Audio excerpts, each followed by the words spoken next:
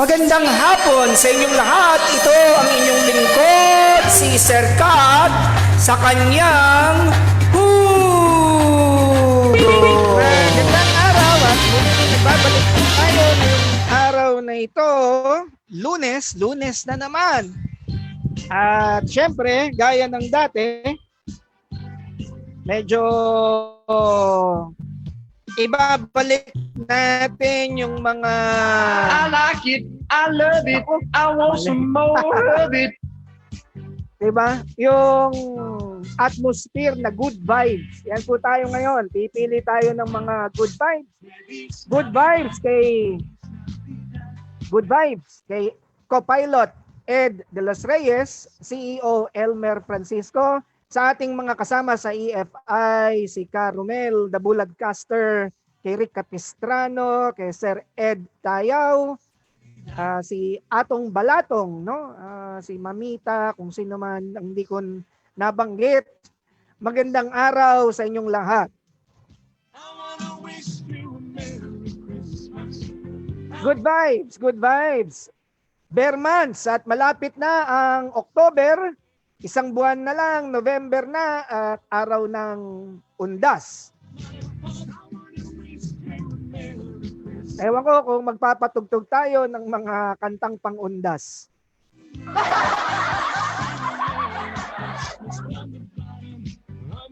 Shout out na din dun sa isang member ng Meralco Billing Issue 2020 na nakausap ko kanina, si Donna ng San Pedro, Laguna, at ano lang tayo, chat lang tayo. Doon sa tumawag, sorry, hindi ko kayo matatawagan sa smart network ngayon kasi alam niyo na, wala tayong load, hindi pa nakaka-load. Pero di mali, maya maglo-load na po tayo para tuloy-tuloy ang komunikasyon natin. At may naalala lang ako ngayong araw-araw na ito.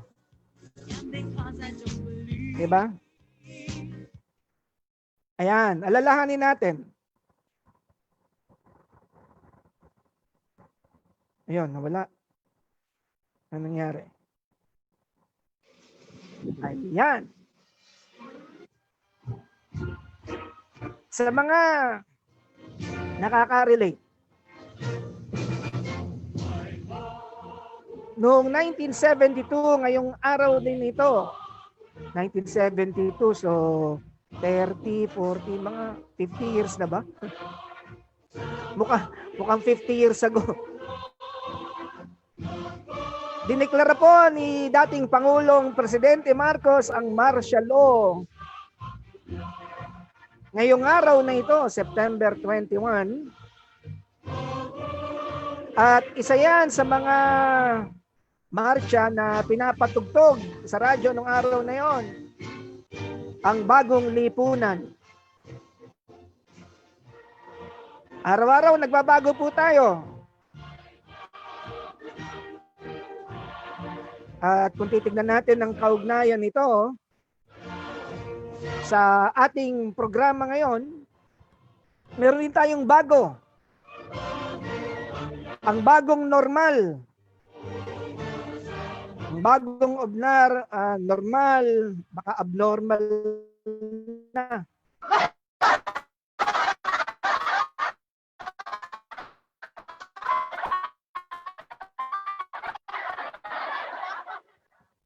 Ayan. Konti. Sana hindi tayo maka-copyright dito.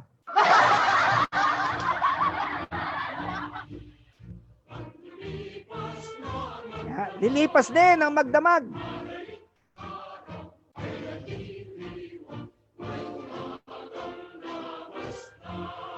Malayo pa raw ang umaga. Ilang oras pa?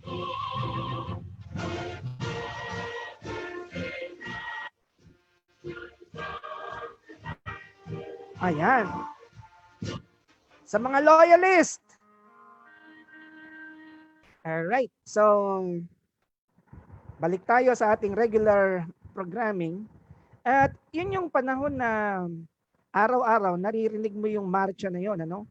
At dahil tayo po high school nung 70s at tayo nag-aaral. Ito nga, dito ako graduate. VMHS. Medyo baliktad, no? Ano po yan? VMAPA High School Batch 75. Graduate kami nung 1975. Shout out sa aking mga kabatch sa MAPA High School. Sa mga hindi nakakaalam, ang MAPA High School po, ano yan ang public high school yan, pero nando doon sa Mindiola, malapit, no? Dalawang kalye yung yan, San Rafael Street at saka Mindiola. At alam niyo naman kung ano yung mga eskwelahan na nandiyan dyan sa Mindiola, nandiyan yung San Beda College, kapitbahay namin ng Sentro Escolar, ng Holy Spirit. At pagka lumakad-lakad ka pa doon sa papuntang Holy Spirit, nandoon po yung yung Malacanang. Nung 70s, natatandaan ko yan kasi yan yung panahon na maigting yung mga rally, maigting yung mga protesta dahil maraming mga issue, political issue nung araw So, kami, syempre, high school, okay lang. Ngayon, pag nagkaroon ng rally, ayan, walang pasok. Kaya, sige, rally lang kayo ng rally dyan. Dahil pag nag-rally sa Mindiola, apektado kami, walang pasok. Kaya, tuwan-tuwa kami. Syempre, high school, di ba? Ganun talaga tayo. Lahat naman tayo nagdaan sa mga ganyang karanasan. Kaya, hindi mo mayalis na hindi namin alam kung ano yung issue nung araw. Pero isa lang karanasan na hindi ko makakalimutan kasi yung kwarto namin malapit yan sa kalye, no? Tapos dumungaw ako, mayroon yata akong gagawin doon sa likod niyong yung bintana May nakita ako, may isang binatilyo doon na may hawak-hawak na bote, no? So iniikot, parang inaalog-alog. Hindi bumalik ako. Maya-maya, sumabog doon sa malapit sa bintana. Aba, yung ko lang na-realize na yung palang hawak nun, parang tawag namin dun pillbox, Molotov bomb. Yun mga usong ginagawa nung araw ng mga nagpo-protesta at saka mga nagde-demonstrate. So, ayun, sabi ko, naku, muntik na ako. Ito yung mga pagkakataon na hindi natin alam, meron na palang mga mabibigat na nangyayari na hindi tayo handa. Swerte nga lamang, hindi pumasok yung binato dun sa kwarto namin. Kung hindi, baka iba na yung nakikita nyo ngayon. No? Baka wala na, hindi na ako nakarating dito. Ito na naman tayo. Ang punto, yan. Kasi syempre, yan yung natutuhan ni CEO Elmer Francisco sa akin. What's the point? Ano yung punto? Kasi pag alam mo yung punto, kahit anong sabihin, hindi ka mawawala At yung punto na yon, pwede mong magamit. Kaya lagi ko sinasabi, iba-iba yung kalagayan natin. May matanda, may bata, may mataba, may hindi. Iba-iba yan. Pero saan tayo nagkakapare-pareho? Nagkakapare-pareho tayo dahil pareho tayo ng pangangailangan. Pagka naman siguro nasugatan ka, hindi kulay berde yung dugo na lalabas sa'yo. Pag gaganyan, mukhang alien, di ba? Ganon Pero ang sinasabi ko, dahil meron tayong pagkakapare-pareho, yung mga prinsipyo sa buhay, yung mga panuntunan sa buhay, kahit anong panahon, pwede mong mai-apply yan. At yung punto rito, yung mga bagay na hindi tayo handa, yun ang pinag-aaralan natin at yun ang pinaghahandaan natin. Kagaya nung September 21, nagulat na lang ang buong Pilipinas noon. Biglang ay President Ferdinand E. by virtue of whatever, hereby declare proclamation number 1081. Hindi ko pa nakakalimutan yun 1081. Yan po yung proclamation declaring the whole Philippines under martial law. At dun sa mga hindi nakaranas nito, ayan, no? Medyo Luloko yung ating sound. Sa mga hindi nakaranas noon, pagkatapos noon, blackout, wala kang mapanood sa television, wala kang mapakinggan sa radyo. Siyempre, maraming nag-alala. Ako, hindi ako nag-alala. Medyo natuwa. Bakit? Walang pasok eh.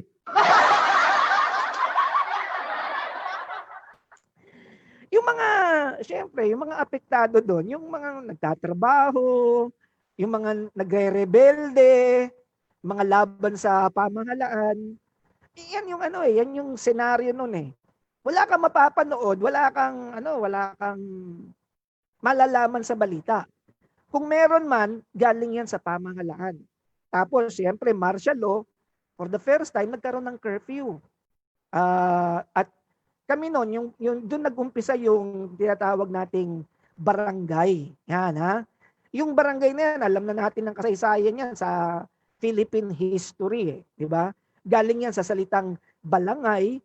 Yun yung tinatawag nating mga bangka na sinakyan ng mga ninuno natin ayon sa kasaysayan. Ngayon, in honor of whatever honor can be given to former President Marcos, siya yung nag-umpisa ng barangay system. At merong magandang naidulot naman yan eh. Hindi natin masasabi. Ngayon, good vibes tayo. Tingnan natin yung epekto niyan. Kasi nung magkaroon ng barangay, ibinaba yung pamamalakad grassroots level. Kasi ang smallest unit ng government ngayon, yung pinakamaliit, tinatawag nating LDU or local government units, yan ang barangay. At sa kabutihang palad, ewan ko kung ano, pero nung panahon kasi na yon, doon din nag-umpisa yung tinatawag nating KB. Ha? Ano yung KB? Yan yung kabataang barangay. At pinalad naman ako na naging konsehal at the age of 1972 yun eh. So, ilang taon na ba ako? 72 minus 50, 17. Hindi pala. Kasi 17 ako nung 75. So, mga 15, 14 years old. Tumatanda na talaga eh. Pero ang ibig ko sabihin, at an early age, naging kasama ako sa pamahalaan bilang barangay konsehal. Ngayon, ang konsehal ng barangay, matindi, lalong-lalo na sa kabataang barangay. Nung panahon namin, syempre popularity popular naman po ako nung kabataan ko kasi nga kinikilala ko ron bilang kahit papano matalino daw. Pero kaya nga sabi ng father ko, kaya ang pangalan ko Katalino, weka dyan. I-share ko mamaya, genius ang tawag sa akin, Kaed. So, si co-pilot, ayaw magsalita, chat lang ng chat. Anyway, ang sinasabi ko, actually, share ko lang magyayabang ako ng konti. Nung 5 years old ako, 1963, pinanganak ako 1958 eh. Nung 5 years old ako, alam niyo, 5 years old, di ba? Marami nang nagagawa mga natututuan yan, yung magsalita, ganon. Ako po, marunong nang mag-chess, marunong nang mag-Chinese checker, domino, at nakapagbabasa na ako ng mga salita sa Webster's Dictionary. Kaya na-feature ako October 16, 1963. Hindi ko lang maipakita na whiz kid. Whiz. Genius daw. At conservative. So, to make the long story short, ang punto rito, kaya naman ako siguro na-elect dahil may kakayahan din ako noon. At hindi naman sa nagmamayabang, yung father ko, may he rest in peace. Magaling po siya magturo. Marunong siya ng psychology. Kaya nung bata pa ako, 5 years old, habang yung mga bata noon nang minememorize nursery rhyme, ako na-memorize ko yung magsaysay credo. At proud na proud yung father ko, dadalhin ako, igagala ako dahil only child. So pag ginala ako doon, nire-recite ko yon. Minsan madalas nabibigyan ako ng pera. Natutuwa sa akin yung mga tao. Lalo na kapag tinatalo ko yung mas matanda sa akin sa larong chess. So, ang sinasabi ko, kahit na bata pa ako nung naging barangay official ako, kabataang barangay, number 1 counselor, may kaalaman na rin po ako at that early age. Kasi ang father ko, pinabasa sa akin yung Robert Rules of Order. At doon mababasa mo yung pamamaraan sa tamang proseso pagka merong meeting. Ang tawag po dyan, parliamentary rules. So, paano ka ba magiging in order pagka may meeting? Yan po, ginagawa po yan sa Congress at Senate. So, ang sinasabi ko, at that early time, medyo motivated na ako. At nandito pa rin sa akin yung libro nung ito siguro collector's item na ito eh. Ang title nung libro, Aklat Gabay ng Barangay. So, balikan ko lang yung inumpisahan ko, yung kung pagbabasahin natin ng kasaysayan, itong barangay na meron tayo ngayon, utang natin yan ang nag-umpisa yan nung panahon ni Marcos. Ginugunita natin dahil siyempre, ano ba yung magandang dulot niya? Ang dulot niya, siyempre, grassroots. Anong ibig sabihin ng grassroots? Yung mga hinaing natin, pwede nating ilapit na ngayon sa barangay. Kasi mahirap pag tumaas tayo, pagkatapos ng barangay yan, ano na yan municipal government or city government, tapos pataas ng pataas. Habang tumataas ka, mahirap maabot. Swerte naman natin ngayon, syempre meron tayong pwedeng tawagan para iparating ang ating mga karaingan sa panahon ni Pangulong Duterte, yung 8888. Yan ang government citizens complaint number. Pag meron kang complaint sa mga government agencies, yan itatawag mo. Ang punto, meron tayong ugnayan, komunikasyon doon sa pwede nating lapitan sa oras ng pangangailangan. At kanina nga, nabanggit ko si Donna ng San Pedro kasi nga, ito, balik na naman tayo sa Meralco issue. Sinisingil daw siya. Ayan, nag-chismis na naman ako. Total, mga Pilipino naman, mahilig dyan Kwento ng buhay, ng may buhay. Ito yung kwento niya. Pinabarangay daw siya. Barangay na naman Pinabarangay daw siya kasi nga, hindi niya nababayaran yung billing niya sa Meralco na umabot ng 14,000. Ang binabayaran lang niya buwan-buwan, nasa mga 500. Tapos naging 14,000. Ano pala siya? Nangungupahan. At yung Meralco niya, sa isang banda, mga March daw yata yun, nakitap yung may-ari. Ibig sabihin, maraming apartment, pagkatapos, hindi niya alam, ginamit din yung linya ng Meralco para sa ibang mga tenants. At syempre, sa paggamit na rin mismo, syempre may-ari yun. Siya naman, wala siyang karanasan doon. Sabi niya, ito lang ang babayaran ko, ito lang binabayaran ko, so ito lang. Biglang tumaas. Tapos ngayon, syempre, hindi man, itong May, tumaas yung bill natin Shocking Na yung, kung nag-average ka ng mga 1,000, magiging 4,000, talagang nakakagulat. Hindi ka naman nagbabago ng gamit mo sa kuryente. So, hindi niya nai-stress siya. Kasi nga, wala siyang karanasan doon sa aspeto na yon.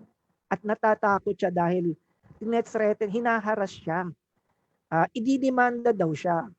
Syempre tayo naman, natural sa atin na kung meron tayong maibabahagi, tutulungan natin. Kaya ang ginawa ko, sabi ko, pwede ba kitang tatawagan? No? Ano po siya? Donna, so babae. May mga iniisip na naman kayo May asawa na po siya. No? Ngayon, napag-alaman ko na nakarating nga sa barangay at pinagbabayad siya.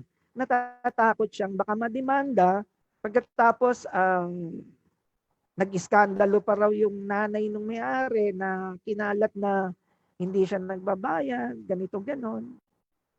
Di sabi ko, ang pinakamasamang mangyayari niyan, yung mapaalis ka. Lumipat na raw pala siya. Kasi pinayuhan ko. alam niyo, pagka nai-stress ka, ang talagang kalaban mo diyan, sa totoo lang, sa stress, sarili mo. Oh, pag tinanong niyo, bakit Sir Kat? Siyempre, sino man nag-aalala? Ikaw. Ano ba yung kinatatakot mo? O, tinanong ko sa kanya, ano ba kinatatakot mo? Sir, mademanda. O pag nademanda ka, anong worst na, kasi yun yun ang technique doon. Ano yung pinakamasamang mangyayari kapag yung kinatatakutan mo, mangyayari? Dahil sa totoo lang, madalas yung kinatatakutan natin, hindi yun ang nangyayari. Na-high blood ka lang. Tingnan nyo ha. At meron tayong tinatawag na law of attraction. Ito, ma-check nyo sa YouTube ha. Na yung kinatatakot mo, yun talaga yung nangyayari. So kung ayaw mo ng mga nangyayari sa buhay mo, alisin mo yun. Huwag mo ikatakot. Pero hindi ko ibig sabihin na huwag mong hanapan ng solusyon. Magkaiba yon. Yung natatakot ka at hinahanapan mo ng solusyon. Dahil kapag hinahanapan mo ng solusyon, mawawala yung takot mo Kasi, halimbawa, lagay na natin yung kalagayan na yon. Idinimanda ka. Pag dinimanda ka, magbabayad ka ba? Ngayon nga, nilalabanan mo bakit mo naman nilalabanan? Kasi nga, ang binabayad ko hanggang ganito lang Bakit biglang tumaas? Sino ang dahilan? Nakikabit sila. Nag-welding. O di, makikita mo ngayon yung dahilan kung bakit tumaas. Bakit ikaw ang magbabayad? Di ba? O ngayon, sa barangay po kasi, yung level na yan, pinag-aayos kayo ng mga barangay official. Kaya may hearing dyan, may patawag. Pag hindi kayo nagkasundo dyan sakalang tataas yung proseso.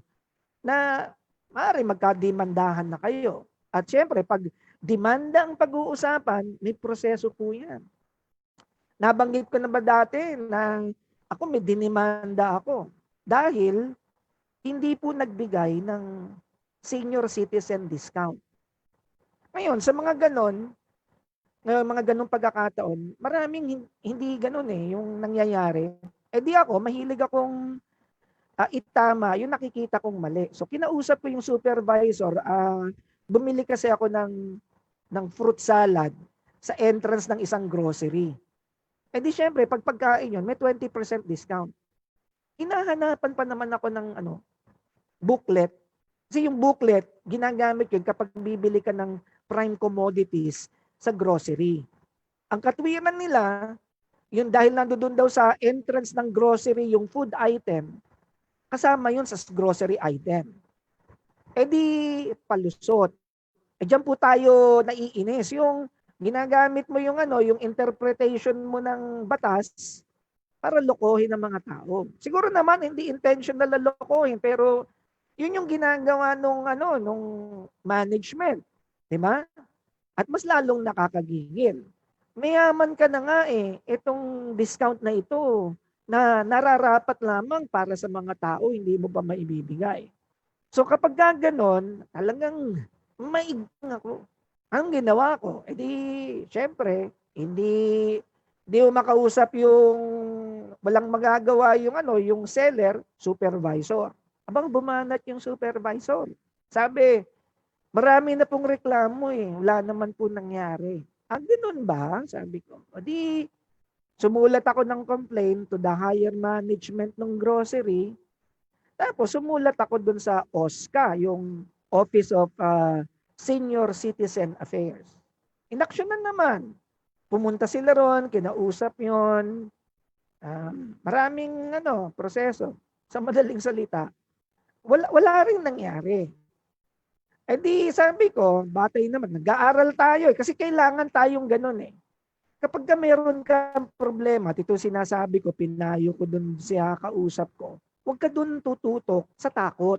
Hanapan mo ng solusyon. Yun ang punto Para pagka hindi mo alam, sakali mang mangyari yung kinatatakutan mo, handa ka. Diba? At kung meron ka namang karapatan para ipaglaban yung nasa katwiran mo, ipaglaban mo. Yan yung paglaban sa katwiran na yan, pag pag nasa tama ka, di ba? O di may tama ka. Joke lang po. Pag may tama ka, sabi nga doon sa programa sa TV, ipaglaban mo. Marami na pong namatay na ipinaglalaban, tinayaan kanilang buhay dahil alam nila na yun ang tama. Diba? So ako, ganun tayo eh. Pero alam ko rin na pag pinaglaban mo yung inaakala mong tama, kailangan nasa tamang proseso. At ano yung tamang proseso? Ayun, di inalam ko, OSCA. Pagkatapos, hinanap ko yung Senior Citizens Act. Dalawa po yan eh, yung batas mismo at yung tinatawag nating IRR. Ano po yung IRR? Sa mga hindi nakakalam at gustong matuto. Ang tawag po, yan po yung implementing rules and regulation. Mas specific yan. Na kapag ito nangyari, ito yung pwede mong gawin. So nakalagay doon, dapat tumulong yung OSCA para asistihan ako na since hindi nila ma-resolve yung problema, edi tulungan ako. Ang sabi ng OSCA, magpunta daw ako sa Hall of Justice. Sabi ko, parang hindi ko alam yun. Kasi syempre, bago eh. Hanggang story short, nagpunta ako mismo sa munisipyo. Humingi ako ng legal counsel or legal help assistance doon mismo sa kanilang free legal assistance group. Bawat munisipyo po, mayroong mga ganyan, libreng pagkonsulta legally sa kanilang attorney ng mga bagay-bagay. Bawat munisipyo, mayroon yan. Kaya pag hindi mo alam, alamin mo. Nagpunta ako ron, pinatawag yung supervisor, napagalitan yung supervisor kasi ang pinatatawag nila yung attorney mismo nung supermarket. Malaki pong supermarket yun, hindi basta-basta. Hindi ko na lang babanggitin, pero hindi na resolve yun kasi sabi nung supervisor, since magdidemanda naman daw ako, magdemanda na lang ako. O hindi, hinanap ko yung pamamaraan. At sa pagdidemanda, kailangan mong gumawa ng complaint affidavit. Marunong naman po akong gumawa nun. So, gumawa ako, i-file ko dun sa Hall of Justice, sa korte. No? Kaya yung mga insidente na kailangan yung mag-complain, importante po yan yung tinatawag nating blotter sa pulis. Ang importante, alam mo yung pangalan at address nung inirereklamo mo para kapag inasistihan ka ng pulis, alam nila kung sino yung pupuntahan nila.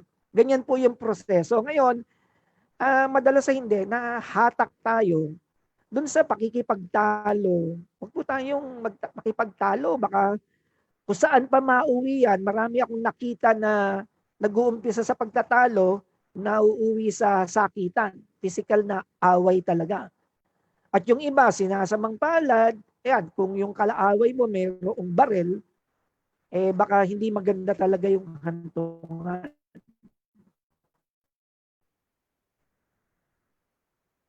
Meron na tayong mga nabalitaan dyan na away sa traffic.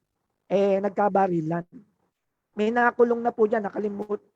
If I'm not mistaken, ito yung case ni Rolito Go. Ayan. Anyway, ang punto, pag-aralan natin yung solusyon kaysa magpa-stress tayo. Kasi nga, isa pang pamamaraan para mawala tayo sa stress, yung think of the worst that could happen. Kung mag-materialize yung takot nyo, ano bang pinakamasamang mangyayari? Siyempre, ang the worst thing that can happen, siguro, pag-iisipan natin, mamatay ka. Di ba? Hindi ka naman siguro mamamatay, pero may kamatayan na hindi physical eh. Yung mamatay ka na rejected ka ng buong mundo.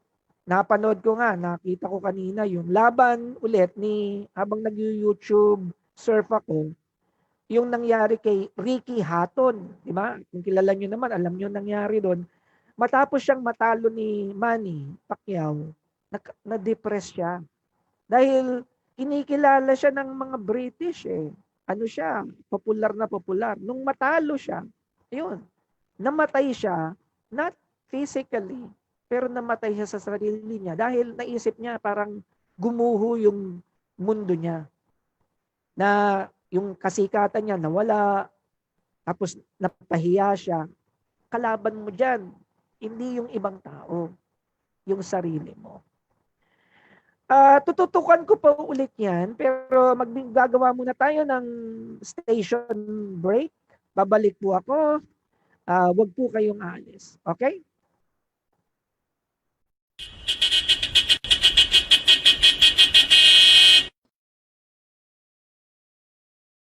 Magandang araw sa lahat. Nagpupugay at nagpapasalamat ang EFI Jeepney Station sa pangunguna po ni EFI Chairman Elmer Francisco, sa lahat po ng ating mga frontliners na nagtataya ng kanilang buhay, sumusong sa panganib sa araw-araw para po mailigtas ang buong pamilya ng Pilipino. Kaya ipagdasal po natin sila sa araw-araw nilang pagkilos. Ito po inyong kaibigan, ang broadcaster ng bayan, host ng programang Kasama Kaibigan, Monday to Saturday, 2 to 3 p.m. Sa ating mga healthcare workers, social workers, grocery store workers, retail employees, restaurant staff, delivery drivers, postal workers, pulis, bumbero at militar, ang ating mga guro, utility workers at mga superheroes. Ramdam ko ang inyong sakripisyo. Nakaka-relate po ako sa pangungulila niyo sa inyong mga mahal sa buhay. Nagsisikip ang damdamin ko pag nakikita ko kayong nagdi-distant hug o humahalik sa ating mga bunsuan sa pagitan ng salamin pagkatapos ng mahabang pagkakawalay sa ating pamilya. Ang mga staff po ng Elmer Francisco Industries Radio Station at ang programang Kaunting Kaalaman Pang-agham ay sumasaludo sa inyo. Pinagdarasal po namin ang inyong kaligtasan, magandang kalusugan, malawak at mahaba pang pangunawa. Muli po, ito po ang inyong radio broadcaster Igan D. Capistrano ng programang Kaunting Kaalaman Pang-agham tuwing Sabado alas 3 hanggang alas 4 ng hapon. Nagpupugay po at sumasaludo sa inyo. Mabuhay po kayong lahat.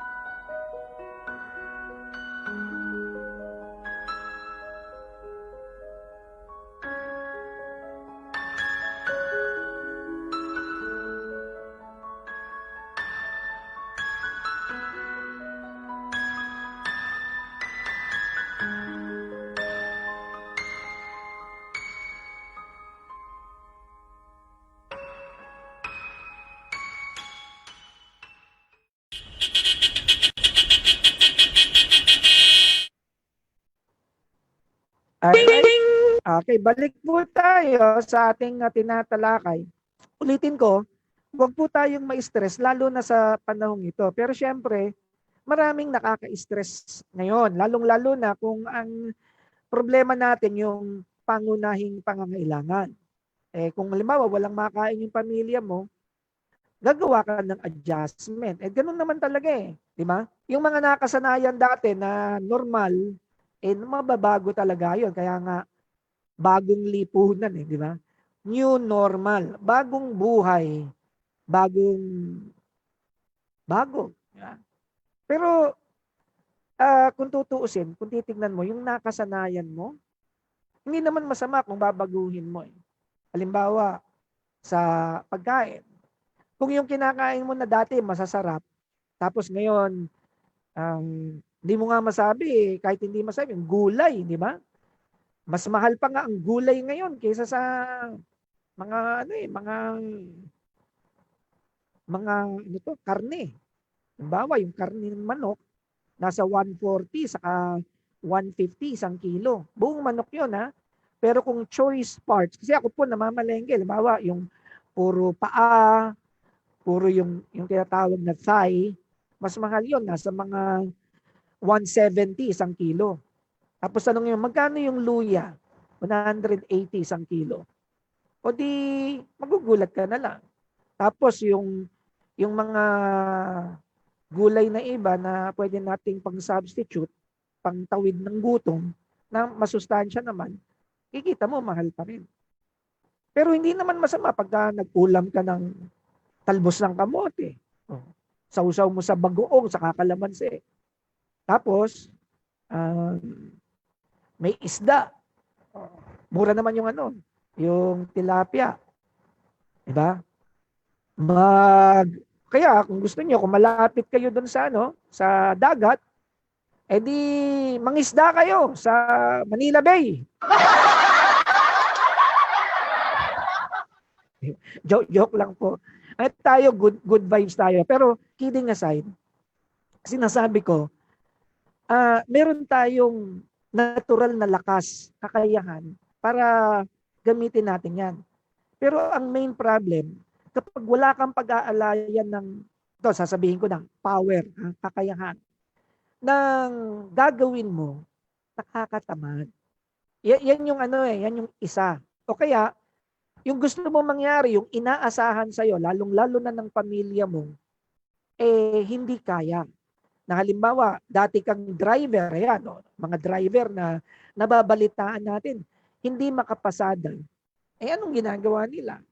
Mababalitaan natin, namamalimos. Pero may mga iba na pinapakita naman na yung mga dating nagmamasahin ng mga bulag, di ba? Dati home service na nawala na ngayon dahil nga sa pandemic, na binalita, kagabi yata yun, sila nagbabalat ng nyog. Ay, nasusugatan yung iba talaga ba? Grabe yun. Kumikita ng 250, 2 araw. O 250. Asan makakarating yung 250 ngayon? Kung may sarili kang bahay, hindi ka naman magbabayad ng upa. Kung meron kang kailangan na bayaran sa kuryente, sa tubig, yan. Yan ang mga kailangang pag-ipunan Basic necessities.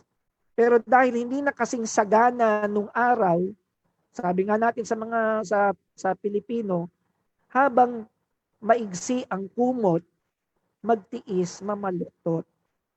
Hindi ka naman mamamatay. Sabi nga di ba? Walang namatay sa gutom. Pero may mga namamatay dahil tamad.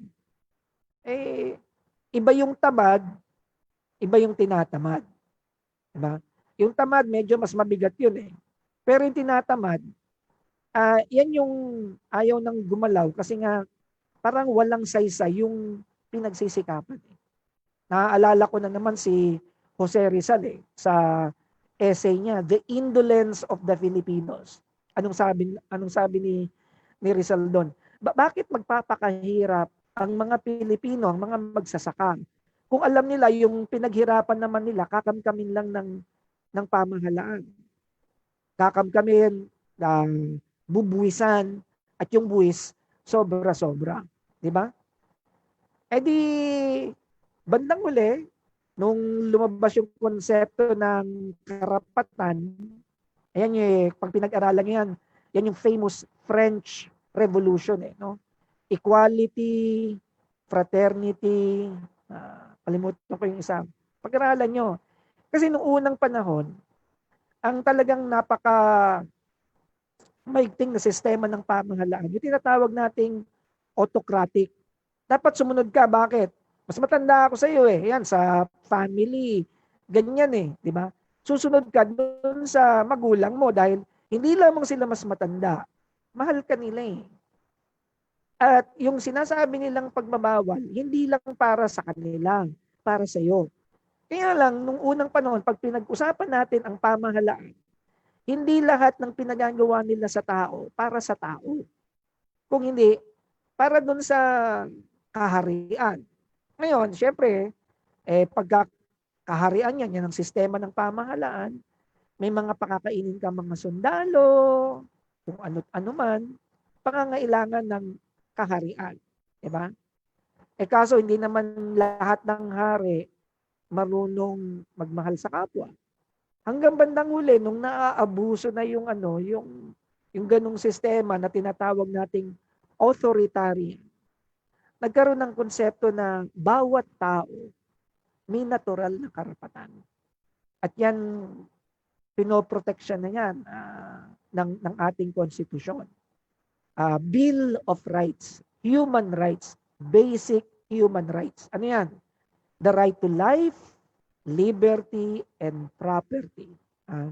Karapatang mabuhay, karapatan sa pag-aari, karapatang maging malaya. Walang po pwedeng kumuha ng tatlong karapatan na yan nang hindi dumadaan sa batas, sa proseso ng batas. Sa English, no one can be deprived of his basic human rights without due process of the law. Ngayon, ano tinanggal sa atin na mga seniors, mga under 20, bawal lumabas. Pero pag nag-comply ka, ginawa mo yung pinagagawa nila, pwede na lumabas. Ay, nako. Scheme true. Pero hindi ganun eh. Ngayon, ang tanong, tinanggalan ka ng karapatan. Tama ba yun? Naaayon ba sa batas? Emergency eh. In times of emergency, pwedeng ipatupad yun kasi nga, pinoproteksyonan din natin yung buhay natin. Diba? Meron ding isang konsepto ganito. Yung karapatan mo nagtatapos kung saan nag-uumpisa yung karapatan ng iba. So, kung may karapatan kang mabuhay, pero naiinis ka sa kapitbahay mo, balak mong patayin, hindi pwede. Bakit? May karapatan din siyang mabuhay. Yan, tinatawag nating equality. Okay? May isa pang konsepto, nakalimutan ko lang. Ibig sabihin, regardless of your stature, yung karapatan mo, hindi maiaalis sa'yo. Kaya negro ka, kaya maputi ka, kaya mataba ka, payat. No? Minsan, yung mga may special people, binibigyan ng mas mahigit na karapatan o pribilehyo. Ayan, kagaya namin, senior citizens, mga disabled. At yan, nasa tamang values yan eh. Ngayon, kung sinasabi nyo, mali yan sa karapatang pantao, edi kanya-kanya tayo ng paniniwala, respeto lang. Diyan tumatakbo. Pero dahil iba-iba yung kalagayan natin, iba-iba yung gusto natin, at yung gusto natin, minsan, hindi natin magawa dahil may mga hadlang. Yan, nagkakaroon ng tinatawag nating proseso ng ganyang klase ng problema. Kaya yung sinabi kong kwento kanina kay Donna ng San Pedro, sabi ko, alamin mo yung kung paano mo dedepensahan ng sarili mo. Kasi nga, kung kaya mong depensahan ng sarili mo, kaya mong itaya kahit na buhay mo. Prinsipyo yan eh. At kapag tinayuan mo, tama, malakas ang loob mo. Kagaya nung naikwento ko kahapon yata ito, yung ginawa ko dun sa pagtawag ko sa customer service ng Meralco, ipinakita ko kung paano magreklamo. At nilagay ko sa YouTube. Ngayon, syempre, yung pamamaraan ko, may dating na rudeness dahil ini-interrupt ko eh. Ngayon, bakit ko naman siya ini-interrupt?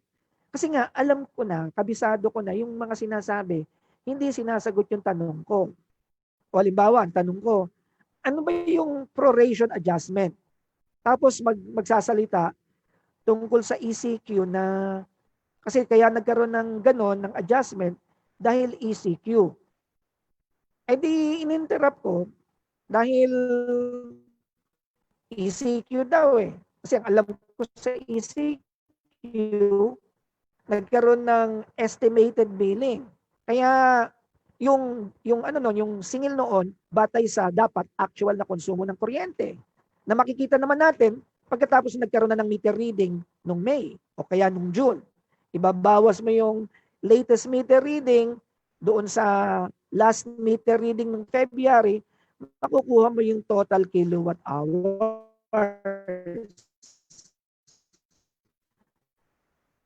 Ngayon, ang gagawin natin, estimated yon, pag kulang yung signal, tapos ibabawas, lalabas na may bill. Ay mo na, yung estimated. Ngayon, pag sobra, ibabalik nila kasi meron namang mga reklamo ganito. Nasa bahay, pero nagkaroon din ng bill. Paano mangyayari yon? Siyempre, magagalit ka, sarado yung kuryente, nakapatay yung breaker, tapos nagkaroon kami ng bill. Hindi, nakakapagtaka, magagalit ka. Eh ngayon, pag nagalit ka, hindi magkakaayos, di ba? Pero sa totoo lang, pinaliwanag na ng Meralco kung bakit yan estimated. Itatama. Ngayon, ang ginawa ko, sinabi ko, ito yung ito yung wala eh. Ibig mo sabihin, pati yung mga generation charge, kung ano-ano yan, ano pa rin yan? Wala din doon. Kaya nga may pro-rated adjustment na tinatawag nilang proration adjustment. Siyempre, mga technical terms yan. Hindi naman lahat ng tao nalalaman yan. At yung nasa call center, ipapaliwanag nila yung alam lang nila. Nagre-research tayo, alam natin magpaliwanag. Alam natin kumontra. So, nag-i-interrupt tayo. Yung pag-interrupt na yon, nagalit sila. Tapos dahil hindi masagot yung tanong, humingi ako ng supervisor, hindi naman tumawag. Di tumawag ulit ako, tapos nilagay ko sa YouTube. Doon sila nagagalit kasi nga, nakikita yung nakikita lang yung mali. Na, aaminin ko, rudeness, di ba? At sabi ko nga, pagka mali ang ginawa mo, mahirap tayuan eh. Dahil may ibubutas sa'yo eh. So ngayon, good vibes tayo. Di ba? Kaya dapat nating tandaan na kahit anong proseso, kalma lang. I like it, I love it, I want some more of it. Di ba? Kasi kung titignan nyo, kapag nasa tamang posisyon ka, kahit anong mangyari, malalakas ang loob mo. Hindi ka basta-basta matitinag. Kaya sabi ko kay Donna dun sa problema niya, kaya mo lang, sabihin mo lang yung tamang katwiran at kapag tama yung katwiran mo, paglaban mo. Kahit i-demanda ka, walang ikakaso sa iyo. Ang matindi nito, sabi niya pinapipirma daw sila, alas 12 ng hating gabi, kinakatok, kinaharas. Yung harassment na yan, isa pang issue yan actually. So pagka mga ganun, sabi ko, di ba pag nag-iskandalo ang isang tao at ikaw yung sentro ng iskandalo, ano pwede mong gawin? Kung haharapin mo siya, baka mag-away lang kayo. Kung mas malaki yung tao, mas kilala doon, baka mapagtulungan ka. Anong gagawin mo? Punta ka sa barangay.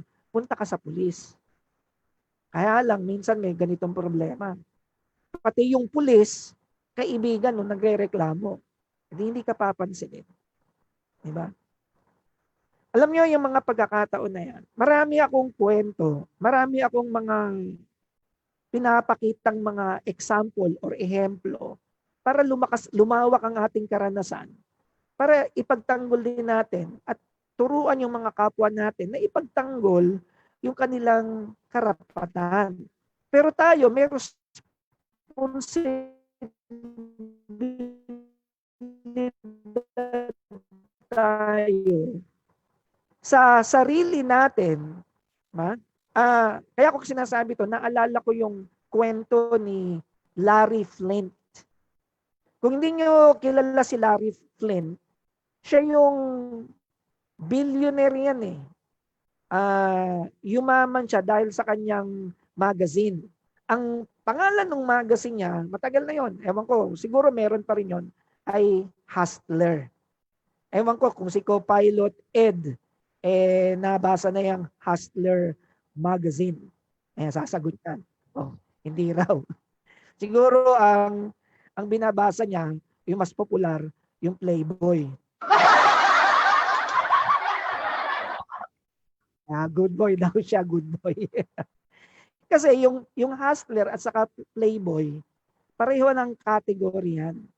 Kumbaga sa ano, hindi lang pornographic. Ang Playboy kasi mas pornographic. Hindi naman restricted siguro. Hindi naman porno pero talagang kumbaga sa ano, mga hubad ang makikita mo dyan eh. Ang hustler, bukod doon, meron pa mga atake na talagang nakaka-offend dun sa sistema. Tapos, di syempre, yun ang pinapakita mo eh, sinong hindi magagalit dyan? Di syempre, nagalit yung community, dinimanda siya. At yung demanda sa kanya, nakulong siya, parusahan siya. Dahil na-set up eh. Inapila, may pera eh. At dun sa apila niya, nanalo siya. Dahil mali naman talaga yung ginawa sa kanya. Tapos, nagreklamo siya, sabi niya ganun, pag nilagay mo yung picture ng dalawang tao na nagro-romansa, no? Ikukulong ka nila. Yeah? Pero pag nilagay mo yung mga litrato ng mga giyera, ng mga taong pinapatay, okay lang. Dahil pinaninindigan nila, tama yung ginagawa nila eh. Ano ba mas tama? Yan. So nagtanong na siya. Ano doon yung issue? Nandun din yung value. Kasi bandang huli doon sa pelikula, meron siyang tinuliksa. Ano yun eh? Preacher. One of the most revered citizen ng Amerika.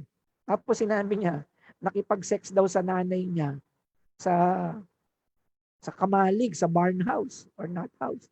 Eh di syempre na high blood yung tao. Ngayon, pinakita nila na sa democracy, ano yun eh, tinatawag doon eh, parang pagpapatawa. Kasi nga, wala naman talagang mag-iisip na totoo yun, na hindi libelous yun, na rumor mongering. Kumbaga sa lipunan natin, ito yung mga nakikita natin sa lipunan natin, yung laban ng DDS at saka ng mga dilawan, yung batuhan ng batuhan. May makikita ka nung panahon ng dilawan, ito yung makikita mo, ito yung nakikita mo sa Manila Bay. Pagdating ngayon ng panahon ni Duterte, ito na makikita mo. So, kanya-kanya yan ng kanya-kanya yan ng advertisement, kanya-kanya yan ng batuhan. Mang-iinis talaga. Kaya nga sa Pilipino, di ba? Inis talo. Ngayon sa akin, syempre nandito na tayo eh. Baga 62. Pati binabahagi ko na ngayon yung karanasan ko para kahit paano sa halip na maging reactive tayo, maging responsive tayo. Dahil ako lalo akong reactive ngayon. Maigting ako ngayon kapag binanatan mo ako. Nako, dati akong competitive eh. Pag sinaling mo ako, babawi ako sa'yo. Bakit? Kasi po, nung bata ako yung binubuli. Protected ako overprotected ako At walang kakaya. Pero dahil dun sa paninindigan ko na naturuan na ako ng father ko at saka yung values ng family ko, tayuan mo yung tama. Dahil yan ang nararapat. Mahilig ako magbasa ng mga superhero.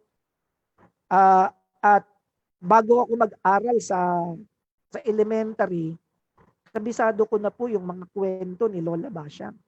Kaya at that young age, marami na akong alam na salitang Tagalog na hindi alam ng mga kahit nag-aaral ng high school. Dahil ang father ko, nagtatrabaho siya sa Department of Education, translator siya. Kaso nga lang, kagaya ko, hindi niya hinangad yung yung yumaman, yung magnegosyo, hindi Pareho kami, at ito siguro naman ako sa kanya, yung pagbabahagi ng mga bagay na kagaya nito. No? So, ang sinasabi ko, yung kakayahan natin para mag-react o mag-respond, depende yan sa set of values natin. At yung set of values natin, nakagaya ng sinabi ko, kung malalim ang ugat niyan, hindi basta-basta matitinag yan. Paglaban natin yung tama at nararapat. Kaya yung binahagi kong example Kung kayo member ng Meralco Billing Issue 2020, tinanggal ko as an free. Sabi ko, tatanggalin ko yung video ng kausap ko, yung customer service ng Meralco. Tinanggal ko naman. Ito problema. May mga humihirit pa. Di sinasagot ko na kasi nga, sabi ko, pinapakita ko, anong intention mo sa pagsasabi niya? Kasi nag-apologize na ako eh. Tapos may mababasa ka, ayan, tararapat lang nangyari sa'yo yan. Diba? Syempre, alam na natin, dahil naranasan na natin yun na kapag yung taong galit tayo, masama ang nangyari, tuwan-tuwa tayo. Natural eh. Meron tayong pagkahayop. Pero pag pinag-usapan natin ang pagkatao, pinag-aaralan yan. Bakit kaya ako nagiging masaya? Kapag yung kaaway ko, masama ang nangyayari. Yun ba ang tama? Yun ba ang nararapat? Kasi nga, pag sinabi mong karma, paano kung sa'yo naman mangyari yun? Yun ang karma eh. Kaya yung naranasan ko nung araw na yung kalagayan ko, nandun sa hindi maganda, at ako'y nasa maganda nung araw, nararanasan ko ngayon na babaliktad. At natututo ako at ibinabahagi ko sa inyo. Ito yung Sir Kat, bakit binabahagi mo yan? Ano ba napapala mo dyan? O, hindi ba? Wala po tayong ito kumbaga sa natural sa lahat ng tao. Na gusto mong ibigay sa kapwa mo yung gift na binigay sa'yo. At katungkulan natin na hanapin natin yan. Dahil yan ang nagbibigay sa atin ng good vibes, ng ugnayan. Gaya ng pakikipag-ugnayan natin nung panahon ng martial law, nagkaroon tayo ng barangay. Ngayon, kung i-highlight mo yung mga malingin na gawa, nasa sayo na yun. Pero tapos na yun eh. Sa panahon natin ngayon, ano bang gusto mong isipin o alalahanin? Yung mga panahon na nagpagalit sa'yo, nagpasama ng loob mo, o yung mga panahon na nagpaligaya sa'yo nung araw? Gaya ng first love mo. Sabi nga ni Rico J. Puno. Diba? Yan po ang takbo ng buhay. Dahil lahat ng tao, mayroong positive at negative. Ngayon, kung hindi mo kilala yung tao at nagawan ka ng masama, ma-highlight yung negative. Pero hindi mo maisasantabi, hindi mo kilala ang buong pagkatao ng isa. Kung sarili nga natin nagugulat pa tayo, may mga bagay na nagagawa tayo na hindi natin hinagap, akalain na magagawa pala natin, pero hindi maganda. Gaya nung nangyari na yon. Syempre, kinakailang mabash para mangyari yun. Diba? So, ganyan lang po ang takbo ng buhay. At itong mga kuro-kuro na ito, mga opinion na ito ay galing sa mga pakikipag-ugnayan ko sa inyo, mga kamahalan. Kaya sinasabi kong lagi, higit sa lahat ay pag-ibig. At habang sinasabi ko ito, hamon din ito sa akin at sa ating lahat. Kung paano tayo magmahal, gaya ng pagmamahal ng mga great masters nung araw, siyempre si Jesus, alahanin natin yan sa mundo ng kakristyanuhan. Okay? At isa pang advertisement, gumawa na po ako ng Facebook page na pareho rin ang title ng aking YouTube channel. Ito po ang Sir Kat's Halo-Halo. Ang halo-halo ay isang masarap na dessert na popular dito sa Pilipinas na binubuo ng iba't ibang sangkap. Ganon din po yung channel na yon. Iba't iba ang nandoon. Pwede kayong maglagay ng watch videos. Gusto nyo magpa-advertise, sabihin nyo sa akin. Isasama ko sa broadcast. Yung mga nakalagay doon samut-sari, pero good vibes lang tayo. Bawal lang post ng haters, ng mga trolls, at kung ano-ano pa man. Muli, ito po ang inyong lingkod, si Sir Kat, nagsasabing magandang araw po sa ating lahat. God bless.